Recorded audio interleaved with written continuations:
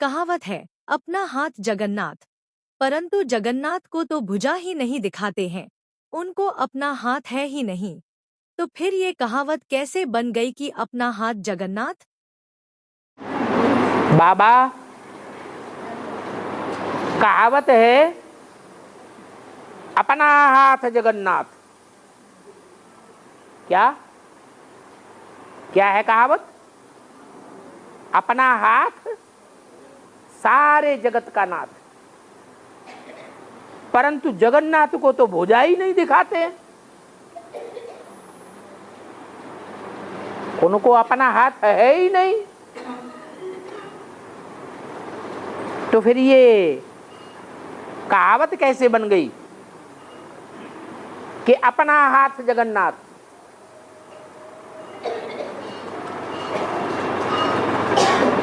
बताओ।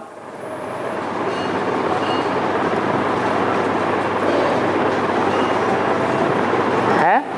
हाथ किसे कहा जाता है? बुद्ध रूपी हाथ तो है। मन बुद्धि तो आत्मा को कहा जाता है।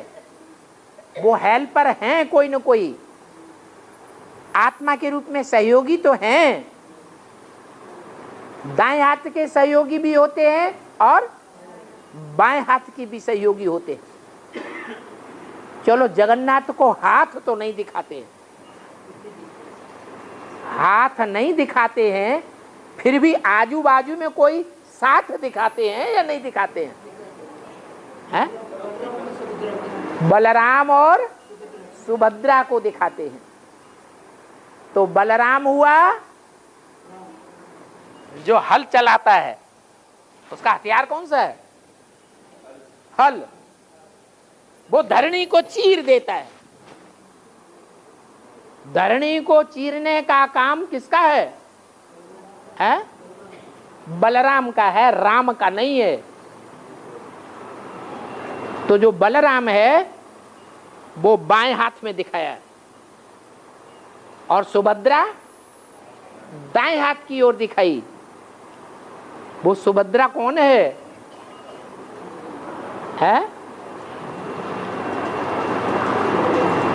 अरे लक्ष्मी। लक्ष्मी है सुभद्रा। बलराम कौन है? अरे बलराम कौन है? ब्रह्मा बाबा। और सूक्ष्म शरीर तो है ना। तो सूक्ष्म शरीर से वो दादा वाली आत्मा सदैव साथ साथ है या बिछड़ी हुई रहती है? सदैव साथ साथ है। और अंत समय का गायन है, अपना हाथ जगन्नाथ। ये कहाँ का गायन है? अंत समय का या शुरू के पुरुषार्थ का, मध्य पुरुषार्थ का? अंत समय का गायन है। तो अंत समय में ब्रह्मा वाली आत्मा बाएं हाथ के रूप में सबसे ज्यादा सहयोगी होगी और दाएं हाथ के रूप में सुभद्रा। कौन हुई सुभद्रा? योगी। वो ही पहले पहले सहयोगी बनती है। ब्रह्मा बाबा तो सूक्ष्म शरीरधारी है, उसके सहयोगी बनने न बनने का उतना काउंटिंग नहीं होगा जितना साकार शरीरधारियों का काउंटिंग होता है। तो साकार शरीरधारियों में जो दाईं ओर की भुजा के रूप में सहयोगी है वो सुभद्रा है। ये अपना हाथ जगन्नाथ है, उनका अपना हाथ है, ये पराया हाथ नहीं है।